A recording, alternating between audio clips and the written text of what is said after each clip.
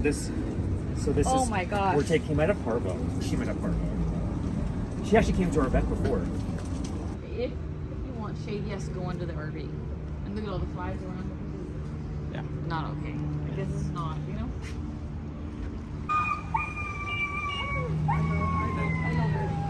I know, Mama. I know. Going to the vet? Yeah. All right, well. Yeah, what is he doing? His paw looks weird. Yeah. He's Oh. limping. We gotta go. No, but it's a one-way street. Oh shit! The dog is like fucked. Yeah, we better go around. All right, guys, Louis Rosas here with Mostly Peaceful Media. So we're going to have something a little bit different today. No protests or riots, but we are here in Los Angeles. Not too long ago, someone on X messaged me and said, hey, you should reach out to this guy who is with a group of volunteers because they do basically rescue work for dogs that are in very horrific conditions, particularly on Skid Row. And of course, Skid Row is very infamous for its homeless population and open drug use. And so there's obviously a lot of stories and there's been a lot of attention on the human aspect of it, but I haven't heard too much about the conditions that these dogs are facing. And so we're here right now and we're gonna go out with these group of volunteers to see what they see on a daily basis. That's one of the reasons why this group of volunteers agreed to have me along, so that we could see, and I could see and report back to y'all exactly kind of what's happening on the streets here in one of the United States' most biggest cities. The organization I met up with is called Start With One Today. Volunteers with Start With One Today, like Joey and Victoria, say that while the city of Los Angeles has announced some programs to crack down on animal abuse on Skid Row, it has barely been a drop in the bucket. Fifth in town. Do you mind if I start recording? Of course. Yeah, okay. We set up and we feed about like 3, almost up to 500 people, both families, animals, and adults. We've been doing that for 5 years. And then, we've obviously witnessed the animal crisis in LA, and it's definitely a big area of why it's happening is because of Skid Row, because of the illegal breeding. And down here, dogs are being used, for dog fighting, to test drugs. We see dogs getting raped, shot, stabbed. Raped by humans? Humans. And then, they breed them back to back because it's a form of income for them. Right. So in the 9 years that I've been coming personally to work with the animals in Skid Row, I've only seen 2 senior dogs, and both of them were stolen. And all the other dogs are always under a year and a half. Because they never really make it. Which means they're not someone's long lost pet from previous life and you're down on your luck. That's not what's happening in Skid Row. It is a breeding ground, is a means of income, and it's not someone's long lost pet there, just down on their luck, etc. That's not what's happening. So why? Because I assume the city knows about, and the county knows about everything that's happening with the animals specifically. So why is nothing being done about it? So we have heard when we walked with law enforcement and the FBI and agriculture, Department of Agriculture, we asked them the same thing, and the Animal Services of LA was told by the office of Karen Bass that do not enforce the laws in Skid Row when it comes to animals, because we don't want to target the unhoused individuals, which is why they're not enforcing the spay and neuter laws. They're not vaccinated, they're not chipped, they're not registered, and that's pretty much what they said to our faces. Yeah. This is what Mayor Karen Bass had to say when asked about the lack of enforcement on pet regulations in Skid Row. Too many animals suffering and dying there. Your response to Well, that? absolutely. I mean, the animals are suffering, the people are suffering, and there are thousands of people, unfortunately, on the Skid Row area. And so we are looking at that as well. The animals are not neglected. And as a matter of fact, one of the reasons why we've been able to reduce street homelessness is because when we house people, we take their animals as well. Okay, so you're allowing animals into, for example, inside safe. Yes. Is that correct? Yes. All right. The first dog Start With One Today helped with was Bishop, who sadly needed help from them once again. So this is. Oh my gosh. We're taking. He might have parvo. She might have parvo. She actually came to our vet before. He found her at the bathroom. He's been taking care of her. Yeah. All right, let's get her in. Okay. What's on her neck? We don't know. And she has wounds all over her body too. Should I check her in under this area? Yeah. That's fine. What's her name? Bishop. Bishop. But it's under. Do you have any kind of leash or anything? Yeah, we got leashes. Okay, great. Oh my God! Look at this wound over I here. know. I know. All right, let's go. Right? Yeah, let's get her right Ezekiel, here. we need to do something about it. Huh? Yeah. All right, you got it. All right, good job, buddy. All right, so Joey, what's your assessment? With that dog? Yeah. Probably has parvo. And some of these dogs we know. We've known this dog for a little while. We've actually brought this dog to our vet before.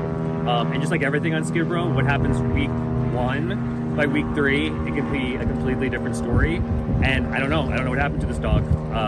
Wounds all over her, might have parvo, and that's just part of Skid Row. It changes week to week to week. And the question is not like we already offer them vet services. They've already been at the vet. So this whole thing of just giving everybody in Skid Row free vetting and food, it doesn't promise that the dogs are being taken care of long term, right? Because somebody who's a good owner would not let their dog deteriorate like that, you know. And she's already in the system at our vet, which means she's been seen, you know. So yeah.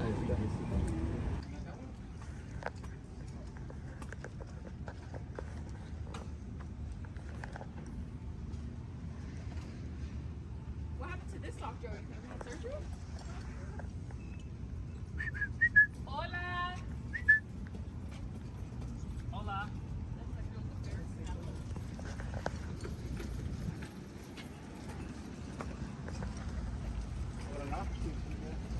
Oh look, they got this from us.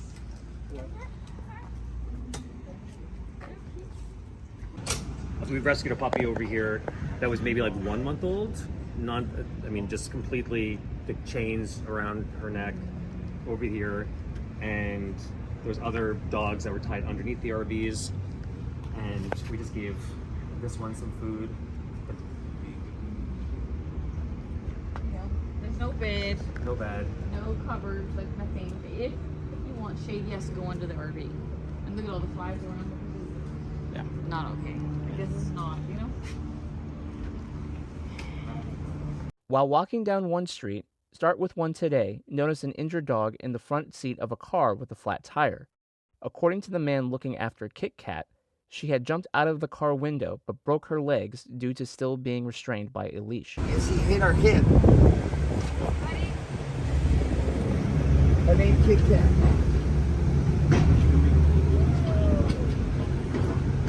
How long have you had it for? I've had her 2.5 months now, 2 months. Yeah? And then the previous owner is still, I'm still in contact with her, so I'm just babysitting for her. Because she's in an SRO that she can't have her at. So she's moving, in the process of moving, and I'm watching her. So, yeah. Got it. Seeing that Kit Kat was in a lot of pain, the man accepted Start With One Today's offer to get Kit Kat to the vet. I know, Mama. I know. You going to the vet? Yeah. All right, well. She jumped out the window. Alright, good job. Thank you. And remember, ring the bell. Thank you. Okay? Thank you, guys. So, but we rescued another dog here that was for like weeks. Every time we went, no water, in the sun. It was in the summer. It was like a German Shepherd mix, and just always like literally no water. So we went and we gave the dog some water, and the people that were whatever with the dog, they were just passed out in their tent on drugs, and every time they're just passed out in their tent with drugs. So we removed the dog, and now the dog is living the best life with an adopter, but just so dehydrated, so thirsty, and it's That was Harper, right? What'd you say? Harper. And so I think we rescued like 7 dogs from that one corner. And the LAPD came once during one of these sweeps that we did, that the federal task force did, and they were even like, every time we remove one dog, they get like 3 more. Just never ending. Never ending. And also, a lot of the dogs came from the same litter, and they still have one of the puppies left that are now trapped in that. So it seems like they always keep one so that they can Exactly. Keep breeding. They got to keep the circle of life going. And then once it can't breed no more, they'll just throw it away. Yep. So we rescued a dog over here, a Frenchie, that this guy somehow found the Frenchie, but then we also helped this guy get vet care for his other dog that he lost, refused to look for the dog, by the way. It was such a cute little baby golden retriever kind of dog. Mm-hmm. And then he got another dog, that dog was lost, never looked for it. I mean, it's just like, dogs are so kind of disposable. Disposable. Like, it's like water. They would lose a dog, they get another one, they dog dies, they get another one. And it just never ends for you. Wait, what's going on with this dog over here? Can you roll the window down, babe, in the back? To the right? Yeah, what is he doing? His paw looks weird. Yeah. He's Oh. limping, we gotta go. Is that J-Rock? Oh, it's a... No, but it's a one-way street. Oh, shit, that dog is like fucked. Yeah, we better go around.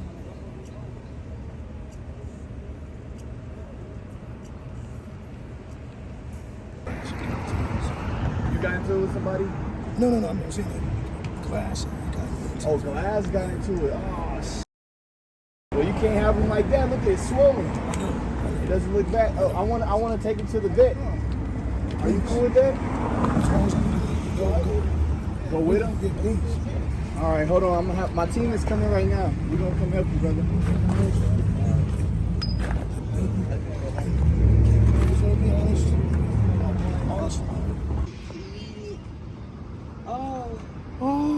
The Start With One Today volunteers know that the help they provide to dogs to Skid Row is only a temporary fix that will never fully solve the problem so long as the city does not fully enforce pet regulations in the area.